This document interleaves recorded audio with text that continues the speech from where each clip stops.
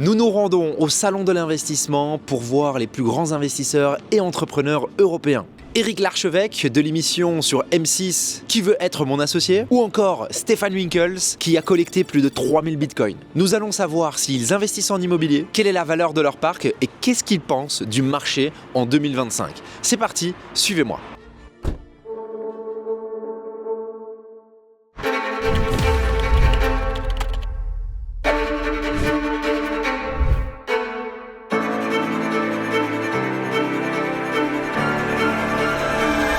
C'est un pur plaisir de rencontrer des gens et de connecter. Formidable.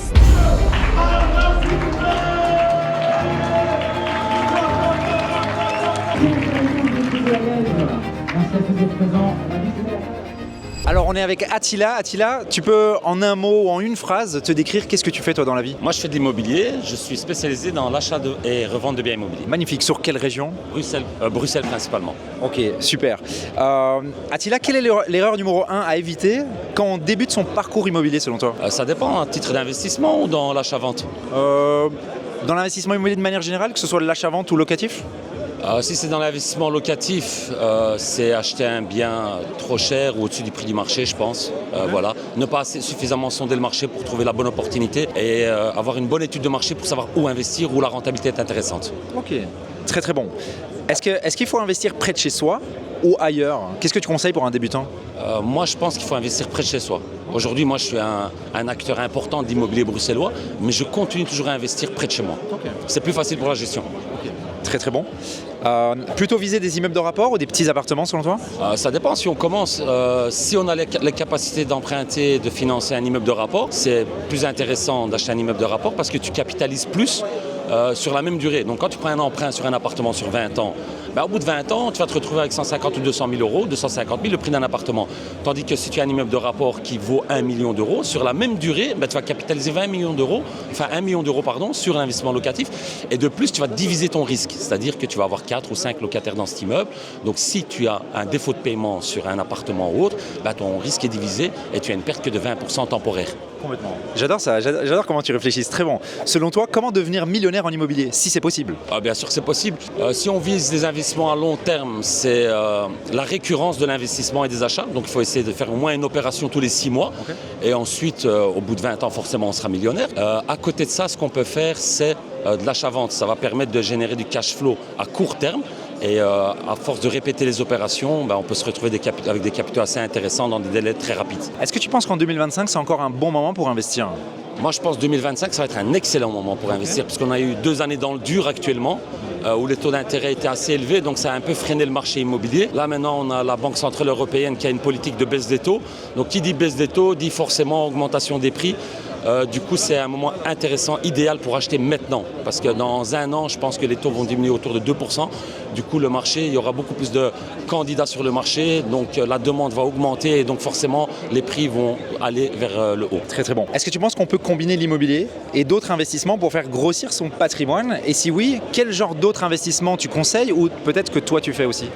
Ce qu'on peut faire, je pense, parallèlement, c'est investir de manière régulière, donc un DCA, en bourse par exemple le S&P 500, qui pour le moment a fait x8 je pense sur ces 15 dernières années, donc non depuis 2008, 15 dernières années, et du coup c'est un indice qui continue de croître, donc on va prendre entre 8 et 10% chaque année. Okay. Très très bon. Attila, quel a été ton plus gros échec ou ta plus grosse perte en investissement immobilier?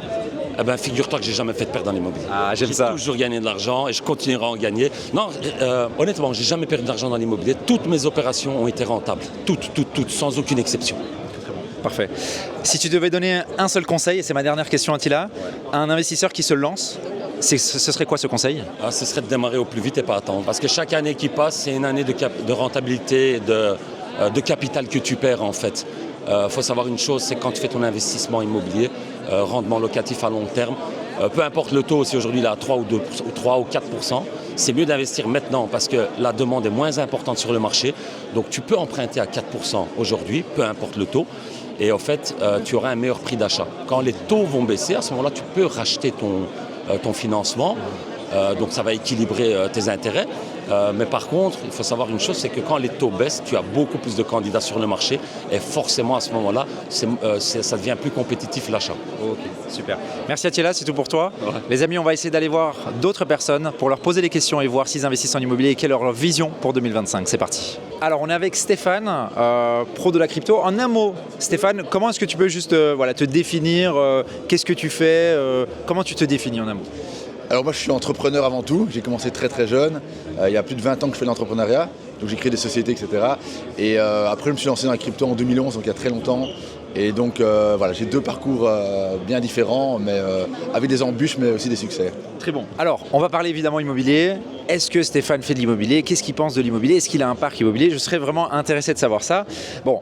La petite anecdote, c'est quand même Stéphane, c'est un ami, donc j'ai un petit peu d'informations, mais pas toutes les précisions, donc on va essayer de déceler tout ça. Alors, est-ce que tout d'abord, Steph, tu as de l'immobilier? Oui, j'ai de l'immobilier. Déjà, j'avais acheté ma maison, puis j'ai acheté aussi une villa à la mer, et puis je me suis lancé dans l'immobilier en investissement, donc pour apporter. Donc j'ai acheté un premier grand immeuble qui se porte bien, et du coup j'ai des projets d'agrandir mon parc immobilier maintenant parce que je suis beaucoup exposé en crypto comme tu le sais et il faut un peu pas mettre les œufs dans le même panier. Quelle est la grosse différence entre la crypto-monnaie et l'immobilier selon toi? Alors la crypto c'est très nerveux, on peut avoir des cheveux gris très vite, on peut avoir beaucoup d'émotions, c'est très volatile. Maintenant ça peut rapporter beaucoup, enfin moi personnellement je suis là depuis longtemps, ça m'a rapporté pas mal. Et l'immobilier je crois que c'est quelque chose où on est plus serein, c'est de la brique, on la voit, on la touche. Sur le long terme c'est peut-être moins puissant mais peut-être plus rassurant, voilà la grande différence. Quelles sont les choses en immobilier qui ont été compliquées ou qui sont encore compliquées pour toi aujourd'hui? Compliqué, moi mon premier grand immeuble de rapport c'est toujours la même chose, des locataires, donc il faut trouver des bons locataires, pas mal de problèmes, il y a aussi des fuites d'eau, des choses comme ça, des choses que j'aime pas faire. Je le délègue, moi personnellement à mon niveau je le délègue heureusement, mais j'ai entendu aussi parler de tous ceux qui ont ça, c'est ça le gros souci, c'est gérer tout ça, ces mois de non-location, ces trous financiers qu'on n'a pas prévus, ces petites dégâts des eaux ou autres. Voilà, je crois que c'est ça le problème de l'immobilier, puis en plus de ça il faut un travail de recherche, il faut trouver un prêt en banque, il y a pas mal de démarches à faire et aussi des connaissances à avoir, c'est ça. Et donc toi, c'est pas toi qui le fais, tu dis que tu délègues. Comment est-ce que tu t'y prends? Est-ce que tu as des associés? Est-ce que tu fais appel à une structure externe qui t'aide là-dedans? Oui, donc moi en fait, évidemment, vu que je suis pro-crypto, c'est mon expertise, je préfère mettre mon énergie là-dedans, un domaine que je connais vraiment très bien, et trouver des associés qui s'y connaissent bien dans l'immobilier, qui vont échanger finalement leur expertise et leur temps contre mon argent quelque part. On va faire de la plus-value ensemble, et moi je mettrai à risque mon argent, et eux ils mettront à risque leur temps en fait, quelque part. Et à eux à faire bien les choses pour rester avec moi dans la barque et faire encore plus grand. Est-ce que tu penses que c'est encore une bonne idée en 2025 d'investir en immobilier selon toi? Oui, je pense qu'il n'y a aucun indicateur qui dit que c'est une mauvaise idée. Après, il y a toujours des histoires, on va taxer les loyers, en Belgique par exemple, il y a plein de problèmes qu'il peut avoir, mais je crois que l'immobilier, ça reste l'immobilier, donc ça reste quelque chose de sûr, on ne va pas raser les villes, donc voilà, donc, oui. Est-ce que tu as eu un jour un gros échec en immobilier? Alors moi j'ai pas fait beaucoup d'immobilier donc non. En entrepreneuriat j'ai eu plein d'échecs, en crypto aussi. En immobilier j'ai pas fait grand chose comme je viens de le dire, donc non j'ai pas. Mon premier projet j'ai eu un associé que ça n'a pas bien été, que j'ai dû virer etc. J'ai récupéré les parts etc. Donc oui quand même des problèmes dès le début, mais pas de grand échec non. Okay. Est-ce que tu aurais un conseil aux personnes qui n'ont jamais investi? De manière générale, qu'est-ce que tu leur conseillerais, que ce soit en immobilier ou en autre chose finalement? Déjà, se former parce que quand on investit, on n'investit pas dans n'importe quoi, n'importe comment. Donc oui, avoir de la formation, des connaissances, parce que sinon on va complètement se louper. Super. Alors là on est avec Monsieur Francis Lelon. Monsieur Francis Lelon, si vous savez rapidement dire qu'est-ce que vous faites dans la vie, qui vous êtes en quelques mots. Écoute, moi je suis un entrepreneur dans la tech depuis 25 ans maintenant. J'ai créé Sarenza.com il y a 20 ans, donc 10 premières années dédiées au e-commerce. C'est une boîte qui fait un peu plus de 250 millions de chiffres d'affaires aujourd'hui. Et puis je me suis pris de passion pour le no-code, les automatisations et l'IA il y a quelques années. Moi j'ai jamais appris à coder et j'ai voulu transmettre cette passion, et donc j'ai créé avec mes deux associés Christelle et Thomas Allegria il y a 4 ans, et on est les leaders aujourd'hui en formation, IA, automatisation et no-code. Très très bon ça. Je suis en plein dedans, moi alors on va se donner des tips alors. Alors, donc on se tutoie, Francis. Est-ce que tu investis en immobilier en tant qu'entrepreneur? Écoute, c'est une bonne question. J'ai beaucoup essayé, j'ai beaucoup raté. Moi, je viens d'une époque où les taux étaient à 15%. C'était pas comme aujourd'hui, hein, et j'ai vu pas mal de gens perdre beaucoup d'argent dans l'immobilier dans les années 80. Donc j'ai démarré ma carrière à un moment où l'immobilier n'avait pas la place que ça aujourd'hui, donc j'en suis resté éloigné très longtemps.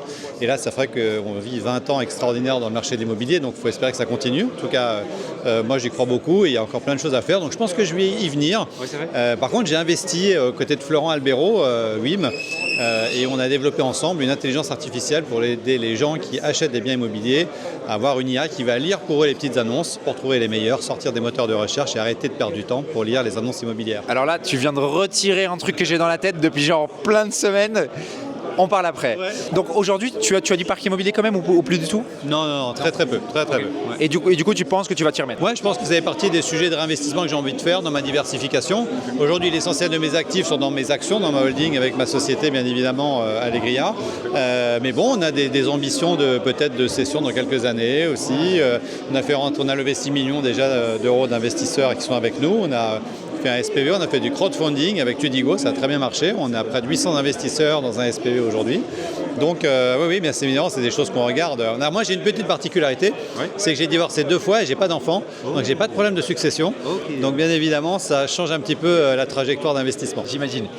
Francis, pourquoi est-ce que c'est important pour toi? Donc tu dis que tu vas réinvestir. Pourquoi est-ce que c'est important pour toi de le faire? Qu'est-ce qui t'intéresse dans ce véhicule d'enrichissement? Il faut diversifier, c'est super important, mais évidemment, tu peux avoir de la crypto, les actions de ta société et l'immobilier, c'est un élément fondamental aujourd'hui du développement de ton capital. Je pense qu'il faut rester aussi prudent, il ne faut pas croire que ça sera toujours aussi optimal que ça l'est depuis 10 ou 15 ans. Il peut y avoir des retournements, mais en tout cas, dans une stratégie de diversification, l'immobilier, c'est à minima 25 à 30% de ce que tu dois avoir de toute façon. Après, je pense que ça dépend aussi de ce que tu veux faire, de là où tu veux vivre. On sait qu'il y a beaucoup d'entrepreneurs qui partent à Dubaï. On m'a géré ton parc immobilier depuis Dubaï, c'est pas très bien, donc il faut faire un choix. Moi, j'ai choisi de rester en France. Mon activité est en France, ma société est en France, je paie mes impôts en France et j'en suis ravi. Donc voilà, il y a aussi des stratégies qui peuvent diversifier en fonction de ce que tu as envie de faire dans la vie. Avec ton expérience et ton expertise, il y a beaucoup de gens qui veulent devenir leur propre patron. Quel serait le meilleur conseil que tu peux leur donner? Est-ce que ce serait d'aller vers l'immobilier, vers l'entrepreneuriat, vers autre chose? Je pense qu'on vit dans un monde, et c'est Sam Altman qui nous le dit d'ailleurs, le patron d'OpenAI, qui nous dit on va connaître le premier solopreneur qui va faire la billion-dollar compagnie. Donc je pense qu'aujourd'hui, ça n'a jamais été aussi facile pour ceux qui ont de l'ambition, qui ont envie de se lancer, d'avoir une activité. En revanche, il faut bien choisir l'activité avec laquelle on est connecté. Tout le monde n'est pas bon communicant, tout le monde n'est pas forcément expert pour faire des réseaux sociaux. Il y en a qui sont meilleurs dans l'exécution, d'autres qui sont meilleurs dans d'autres sujets. Donc il faut bien réfléchir à ce qu'on veut faire. Bien évidemment, l'immobilier, ça fait partie des sujets sur lesquels on peut se lancer avec très peu de capital aujourd'hui. Mais on peut devenir aussi formateur en IA, on peut devenir freelance. Il y a tellement de possibilités aujourd'hui. Mais je peux rappeler aussi quand même une chose, c'est qu'on peut aussi s'éclater dans une boîte et faire des activités en plus à côté le soir et le week-end. Il y en a beaucoup qui démarrent comme ça. On n'a pas obligé, nous on a un peu plus de 60 collaborateurs aujourd'hui chez Allegria. J'espère qu'ils sont heureux et j'espère qu'ils s'éclatent aussi le week-end. Quel serait ton meilleur conseil pour quelqu'un qui ne vit pas encore la vie de ses rêves et qui a envie de donner son plein potentiel? Je pense que la première des choses à faire, c'est se former. Se former, pas essayer de faire tout seul, profiter de l'expertise de ceux qui sont passés par là avant, que ce soit dans l'immobilier, nous dans l'IA, il y a plein de sujets. Il faut aussi aller regarder un peu sur les réseaux sociaux les gens qui racontent leur histoire et qui se sont plantés. Il n'y a pas que les success stories. Alors moi, je viens notre génération, nous, la culture de l'échec, ça faisait pas du tout partie de notre culture, on devait absolument réussir. Moi, c'était les années tapis, donc c'était les voitures de luxe, l'argent facile.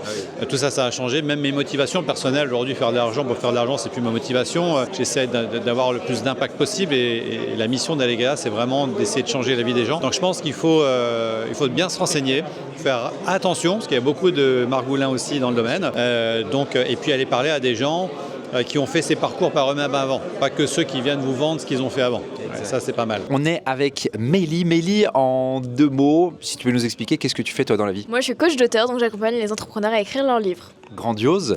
Et tout à l'heure, on parlait, et j'ai entendu que du coup, à l'âge de 21 ans, tu as déjà investi en immobilier. Est-ce que tu peux nous partager pourquoi est-ce que tu as décidé d'investir en immobilier? Au départ, je me suis rendu compte qu'il fallait de l'actif dans ma vie. Et comme je ne savais pas quoi faire en termes d'orientation professionnelle, je me suis dit, je vais faire de l'immobilier. Donc, je me lance dans des études dans l'immobilier, de la gestion de patrimoine. Et en parallèle, je me mets en alternance et j'investis. Et donc là, actuellement, tu as 1 bien, 2 biens, 3 biens? J'ai acheté mon premier bien à 18 ans. Et après, j'ai une holding avec mes parents et on a d'autres biens depuis avec la famille. Pour toi qui es donc entrepreneur, hein, tu as ton activité, etc. Quel est l'avantage d'investir en immobilier? Qu'est-ce qui te rassure éventuellement dans le fait d'avoir de l'actif immobilier? Le plus rassurant pour moi, c'est que je me dis, au pire, si je me crame, j'ai un petit studio avec 400 de mensualité. Genre, en fait, je vais jamais finir SDF, en tout cas, c'est ce que je me dis. Et donc, ça, c'est vraiment une sécurité. Et aussi, c'est du long terme. C'est-à-dire que moi, je l'ai acheté à 18 ans. À 30 ans et quelques, mais j'ai toujours cette rente qui va venir là et je vais pouvoir capitaliser dessus. Alors, 2 questions. La première, comment ça se fait qu'à 18 ans, tu t'es dit, je vais acheter parce que c'est hyper tôt? Tu as eu un exemple ou... En fait, depuis mes 16 ans, je découvre que je veux avoir de l'actif, donc de l'immobilier. Et en fait, de 16 à 18 ans, je peux pas investir parce que je peux pas faire un nom propre, je peux rien faire. Très compliqué. Donc je fais investir mon frère et je fais investir mes parents. Enfin, on recherche des biens, je recherche toujours des opportunités, je fais de la chasse. Je suis en alternance dans une entreprise de clé en main, donc je fais beaucoup de chasse. Dès mes 18 ans, février, je jure, direct j'investis. Je trouve un bien, je monte le dossier, je démarche les banques et j'y vais parce que ça faisait déjà 2 ans que je voulais le faire. Donc c'est pour ça que ça a germé dans ma tête. Et est-ce que ton entourage, il te poussait vers le haut ou te tirait vers le bas pour investir dans ton projet immobilier? En fait, mes parents ont déjà de l'immobilier même avant, donc ils connaissaient ce côté patrimonial, mais pas le fait d'aller chercher la rentabilité, etc. Donc mes parents, ils me suivaient et c'est ça qui m'a le plus aidé, on va dire. Mais après, je faisais vraiment les trucs dans mon coin. C'était mon job aussi, donc en fait, ça s'est fait assez simplement. Dernière question, qu'est-ce que tu vas faire dans les prochains mois, les prochaines années dans ton parc immobilier? Tu comptes racheter? Tu as un objectif précis en immobilier? Eh bien là en fait j'attendais les 3 bilans de ma boîte d'exploitation. Assez compliqué de réinvestir. J'ai la trésorerie pour, donc là je compte réinvestir en société. Le but c'est d'investir à peu près 500 000 euros. Ensuite, une fois que tout ça c'est fait et que j'ai à peu près 500 000 euros de patrimoine, je vais, on va dire, une partie de mon activité d'exploitation, je vais la mettre à l'étranger parce que sinon je paye trop d'impôts. Et après, de là, mes biens qui me permettront d'avoir des rentes, me permettront d'agrandir mon patrimoine encore en France, même si j'ai mes exploitations ailleurs. Mot de la fin, qu'est-ce que tu conseillerais à une personne qui n'a jamais investi et qui aimerait aussi peut-être se sécuriser via l'actif de l'immobilier? Franchement, je leur dirais de faire parce que moi j'ai tout testé. J'ai été à la banque, j'ai démarché plein de banques et ça marchait pas parfois, etc. Et en fait, on sait jamais. J'étais en alternance, j'avais 600, 700 euros de salaire et j'ai fait juste une société avec mes parents, ils ont 5% chacun. Et pourtant, j'ai réussi à le faire alors que j'avais pas forcément tant d'apports que ça et de sécurité. C'était la première fois que je le faisais. Donc en fait, vous pouvez tous réussir, mais il faut le tester. Et même moi, après le premier achat immobilier, je suis retournée chercher un second bien la même année et on m'a refusé. Et au pire, c'est pas grave. T'as 2 refus de prêt, c'est bon, c'est pas la mort en fait. Donc l'immobilier, c'est sécurisant et tu peux te lancer en fait quand tu veux, genre au culot quoi, faut y aller. Merci Mélisse. À 21 ans les amis, c'est... Un exemple, bravo Mélisse, très très fière de toi et on va à la chasse du prochain entrepreneur ou investisseur qui va nous partager ses pépites et pourquoi est-ce qu'il a investi. C'est parti. On est avec Éric Larchevêque. Éric, est-ce que vous pouvez nous expliquer qui vous êtes et qu'est-ce que vous faites en quelques mots? Éric Larchevêque, je suis entrepreneur depuis 30 ans, j'ai fait une dizaine d'entreprises et notamment Ledger qui est une licorne française, leader mondial des solutions de sécurité pour crypto-actifs et je suis aussi dans l'émission Qui veut être mon associé sur M6 qui passe en France. Est-ce que vous avez une petite clé Ledger qui traîne dans le quelque part là, par hasard? Non, pas avec moi. Non, jamais de Ledger avec moi pour des raisons de sécurité. J'ai pas de Bitcoin sur moi. Une qui a rien dessus, parce que apparemment j'ai un ami qui m'a dit ça fait un mois il a essayé de commander, il y en a plus en stock, vous êtes trop demandé. Ouais, non, il faudra qu'il attende. Ok, pas de souci. Éric, est-ce que vous avez de l'immobilier? Est-ce que vous faites de l'investissement vous? Alors j'ai un domaine en Sologne, c'est ma résidence principale. J'ai un peu d'immobilier dans les pays de l'Est parce que j'ai vécu là-bas, mais sinon, non, je ne fais pas d'investissement immobilier. Qu'est-ce que vous pensez de l'investissement immobilier par rapport à l'entrepreneuriat ou d'autres sources d'enrichissement éventuelles comme la crypto-monnaie peut-être? L'entrepreneuriat, ce n'est pas une source d'enrichissement, c'est avant tout une aventure et c'est une passion, un vrai travail. Après, quand on veut parler d'investissement, je pense que les crypto-actifs, en ce qui me concerne, et le Bitcoin me semblent beaucoup plus intéressants. Je pense qu'on va dans l'immobilier si c'est une passion. Éric, qu'est-ce que tu conseillerais à une personne qui aimerait entreprendre? Quel est ton meilleur conseil pour cette personne? Qui veut entreprendre? Ouais, qui veut entreprendre. C'est d'arrêter de se poser des questions et d'aller dans l'action. Ouais. Parce que dans l'entrepreneuriat, au début, en tout cas, réfléchir, c'est renoncer. Ouais. Et quel a été ton plus gros échec, toi, dans l'entrepreneuriat, si tu en as eu? Moi, j'en ai eu plein, mais c'est vaste. En fait, je suis passé près de l'échec total de nombreuses fois. En fait, que ce soit avec Ledger, à un moment on pensait qu'on n'y arrivait pas, que c'était fini. J'ai planté des boîtes, j'ai développé un hôtel. À quelques semaines de l'ouverture, il y a un énorme problème qui a détruit l'hôtel. Donc je me suis retrouvé dans une situation très très compliquée. Mais à chaque fois on s'en sort parce que l'échec, de toute façon, c'est transitoire, hein, c'est comme la réussite, il ne faut pas trop s'y attarder. Et ce qui compte, c'est d'être dans l'action, de faire quelque chose quoi qu'il arrive.